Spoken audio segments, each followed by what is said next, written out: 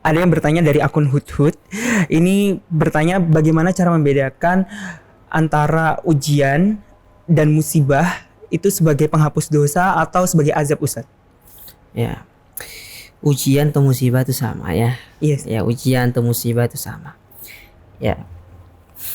Bedanya, apakah ujian itu sebagai penghapus dosa atau adab? Yang pertama, kalau ujian itu menjadikan kita semakin dekat kepada Allah, kembali untuk beribadah kepada Allah, ya, jadi kita berpikir positif, husnudon kepada Allah. Ya, justru ini semakin memotivasi kita untuk menambah ketaatan kita, maka itu adalah sebagai bentuk penghapus dosa, dan itulah yang Allah kehendaki untuk kita. Ya, maksudnya itu adalah yang terbaik untuk kita. Tapi ketika hal tersebut ternyata tidak bisa menjadikan kita semakin dekat kepada Allah, tapi justru kita suudon kepada Allah, semakin jauh kepada Allah, maka itu merupakan salah satu indikasi itu adalah azab kepada diri-diri kita. Namun intinya secara umum, musibah, ujian, cobaan itu merupakan teguran kepada Allah.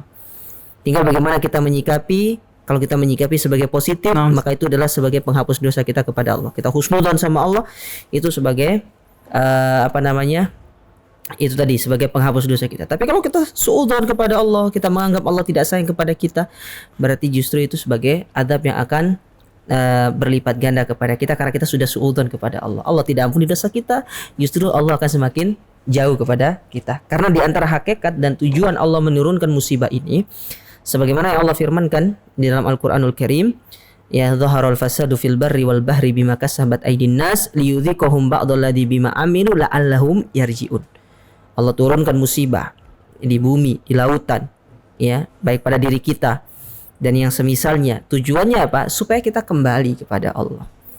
Supaya kita bertobat sama Allah, ya, supaya kita ini kembali menjadi hamba-hamba yang ingat sama Allah Ta'ala. Tapi kalau justru semua itu menjadikan kita lalai kepada Allah, maka itu adalah musibah di atas musibah, dan itu merupakan adab yang bisa jadi itu adab yang berbahaya bagi kita dan bisa menjadikan kita mungkin semakin jauh dari Allah Subhanahu wa Ta'ala. Kurang lebih seperti itu.